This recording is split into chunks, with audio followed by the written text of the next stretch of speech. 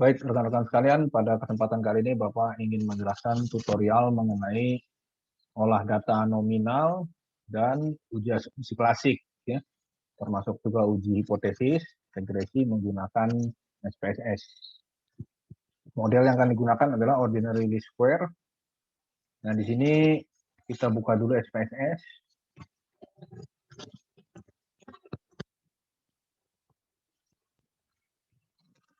SPSS itu ada dua bagian, yaitu data view dan variable view, ya. Variable view, nah yang berwarna kuning ini berarti yang sedang kita sort, yang sedang kita buat adalah variable view. Di sini kita buat dulu untuk data nominal, misalnya di sini ada gender, ya, maka tinggal langsung diketik saja di sini gender, ya. Usia juga sama, langsung diketik saja di sini.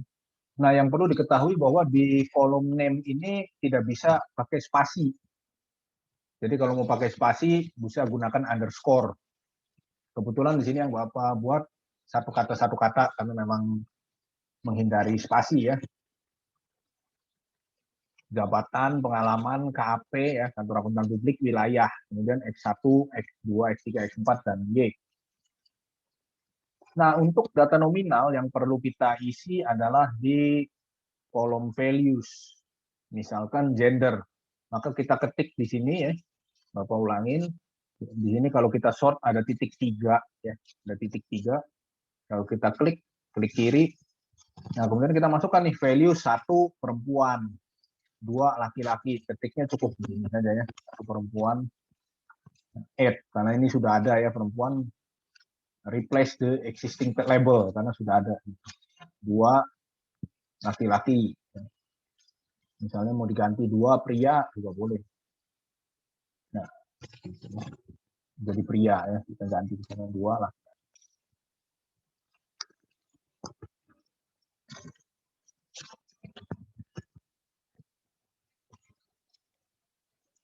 Kemudian usia, di sini ada di bawah 25 tahun, 25 sampai 35 tahun sama, ya.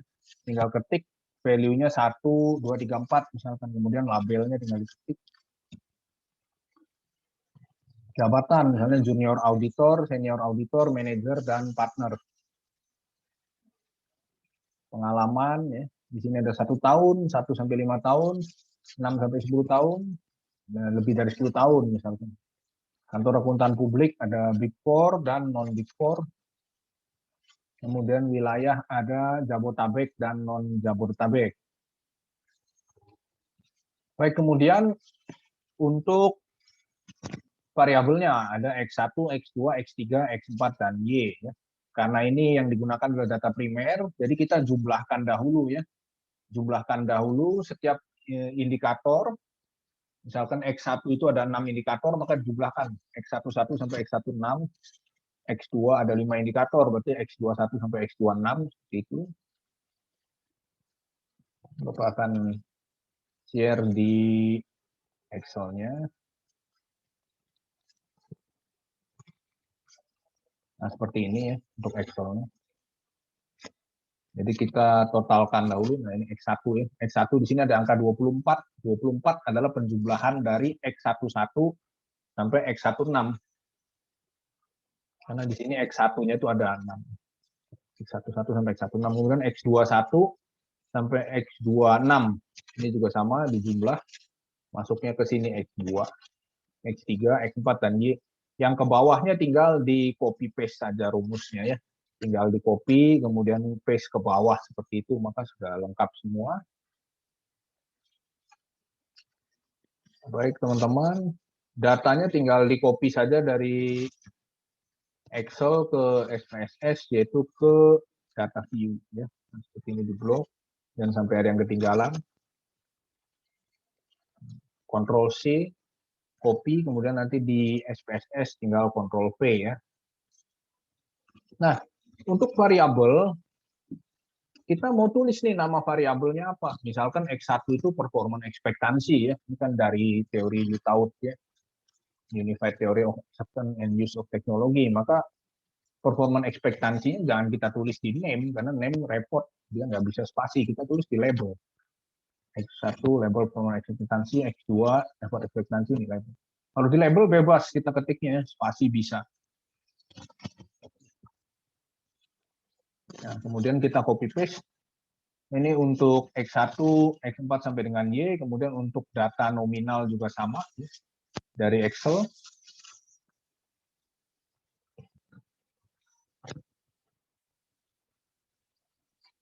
Nah, untuk data nominal pun sama dari Excel, kita bisa lihat. Nah, ini untuk data nominal, tinggal di copy saja dari Excel.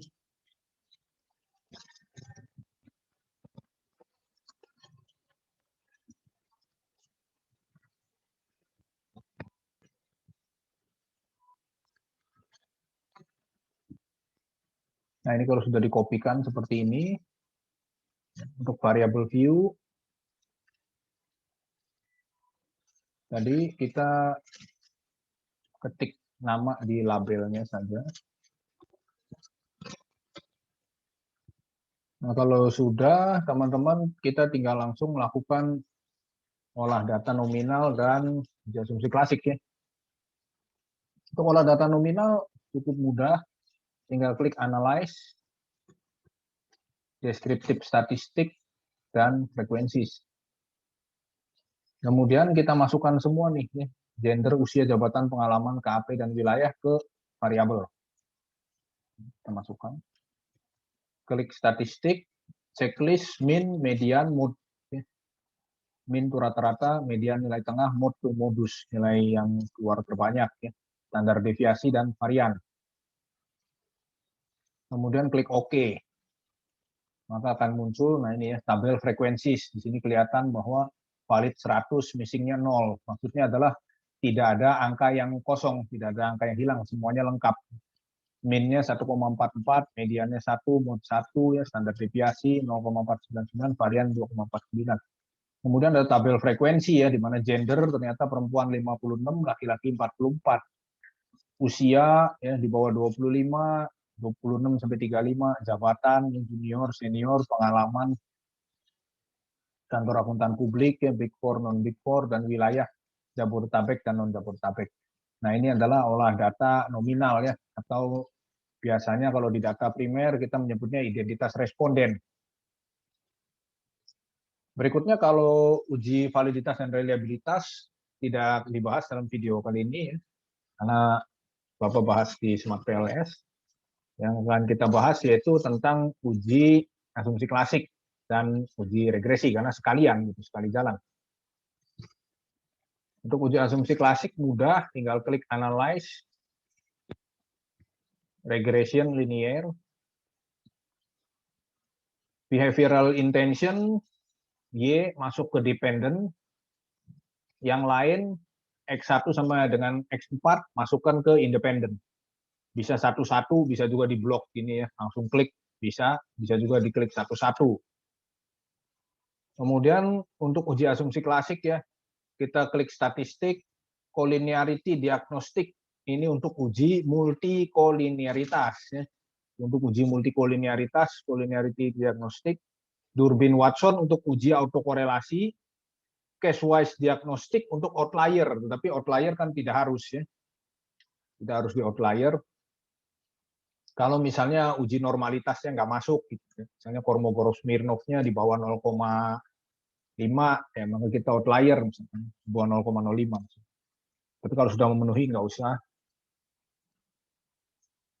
Kemudian untuk plot ini untuk uji heteroskedastisitas, ya, untuk mengeluarkan scatter plot. Jadi Z-pred masukkan ke X, S-resid masukkan ke Y. Kemudian normal probability plot kita checklist untuk apa? Untuk mengeluarkan garis normal probability plot, yaitu untuk uji normalitas. Continue, save diketik, diklik, unstandardized residual di checklist untuk memunculkan residual. Nanti residualnya buat uji one sample Kolmogorov-Smirnov, ya, uji normalitas juga. Baru kita klik OK. Uji regresi ini. Nah, ini hasilnya Yang pertama tabel model summary. Tabel model summary ini di sini ada R-square dan adjusted R-square. R-square dan adjusted R-square biasa digunakan untuk uji koefisien determinasi ya, untuk mengetahui berapa persen keseluruhan variabel independen mampu mempengaruhi variabel dependen. Di sini bisa kita lihat adjusted R-square 0,44. Jadi kalau dikali 100, 44%. Maksudnya apa? Keempat variabel X, X1, X2, X3, dan X4 mampu mempengaruhi variabel Y sebesar 44%. Adapun sisanya, yaitu 100 dikurangi 44%, yaitu 46. 46%, 56% dipengaruhi oleh variabel lain yang tidak dibahas dalam penelitian ini. Karena sebenarnya faktor yang mempengaruhi variabel Y itu sangat banyak, dan kita hanya menggunakan 4 variabel X. Maka 4 variabel X itu mampu mempengaruhi sebesar 44%. Kemudian untuk Durbin Watson, nah Durbin Watson di sini nilainya 1,679. Itu digunakan untuk uji autokorelasi ya. Dikatakan lolos uji autokorelasi kalau nilai Durbin Watson lebih besar dari DL dan lebih kecil dari 4 min DU. Nah, ini Bapak coba share di sini ya. Nah, ini dikatakan lolos uji autokorelasi apabila nilai DW itu Durbin Watson, itu lebih besar dari DL dan lebih kecil dari 4 min DU. Adapun nilai DL dan DU-nya kita lihat di tabel statistik ya. Nah, di sini setelah lihat dari tabel statistik, maka nilai DL untuk responden 100 itu adalah 1,59 dan nilai DU-nya adalah 1,76. Jadi 4 min DU adalah 2,24. Bisa kita lihat bahwa nilai DW sebesar 1,679 lebih besar dari 1,59 dan lebih kecil dari 2,24. Jadi boleh dikatakan model ini adalah lolos uji autokorelasi. Nah, kita akan share screen tabel statistik. Nah, di sini ada tabel statistik, ada tabel Durbin Watson, teman-teman. Nah, kita lihat yang di 100 ya. Di sini 100 untuk yang keempat, karena kan 4 variabel ya, X-nya ada 4. 1,59 dan 1,76. Yang depan itu DL, yang belakang DU ya, 1,59 dan 1,76. Yang di atas DL dan DU. K4. Baik, kita kembali ke SPSS.